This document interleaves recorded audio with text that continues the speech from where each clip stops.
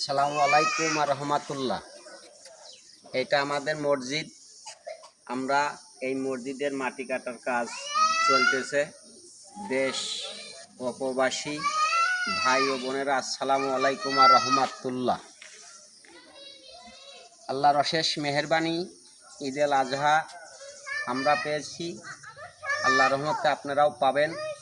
আমরা এই মসজিদের জন্য দেশ ও প্রবাসী ভাইদের কাছে একটু আন্তরিকতা শুভেচ্ছা জানা কিছু হাত বাড়ানোচ্ছি।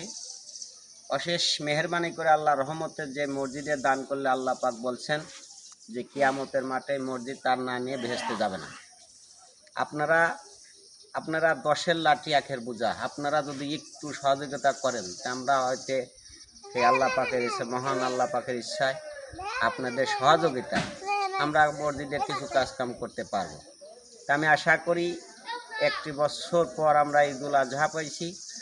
আবার আল্লাহ যদি আমাদের বাঁচায় রাখে, আবার আমরা 1 বছর পর ঈদ উল আজহা পাবো কিনা আল্লাহ তাআলা ভালো জানেন।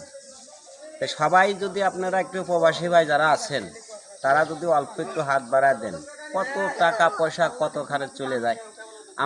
আপনারা যদি সহযোগিতা করেন, তাও আপনাদের জন্য দোয়া করব। আর আল্লাহ যদি বাঁচা রাখে, আপনারা সহযোগিতা করলে আমাদের বাপ মা সবাই কবরে আছেন, আমরা তাদের জন্য দোয়া করব। তা আপনারা যারা আছেন প্রবাসী ভাই, আপনাদের কাছে আমার এইটা চাওয়া, খুবই দুঃখের সাথে বলতেছি, আল্লাহ তাআলা যদি দোয়া করে আপনারা আমাদের এই সহযোগিতা একটু হাত বাড়া দেবেন। আপনারা কত জায়গা কত টাকা খরচ করেন, মনের আবেগে একেবারে উদাসীন মন করে আপনারা দান করবেন। যেই দান করলে পারে, স্বয়ং মসজিদঘর বলছে যে আমার ঘরে যারা দান করে তাদের না নিয়ে আমি কিয়ামতের মাঠে যাব না। আল্লাহ পাকের অশেষ মেহেরবানি, আপনারা সেইটা লক্ষ্য রাখে আল্লাহ তাআলা যদি দয়া করে, মহান আল্লাহ পাকের আশীর্বাদে আপনারা ভালো থাকবেন। আল্লাহ দয়া করলে পারে আপনারা আমাদের এই মসজিদে কিছু দান করবেন। আসসালামু আলাইকুম রহমাতুল্লাহ। ঈদ উল আজহার শুভেচ্ছা প্রবাসী ভাই ও দেশের ভাইদের জন্য আন্তরিক শুভেচ্ছা জানালাম।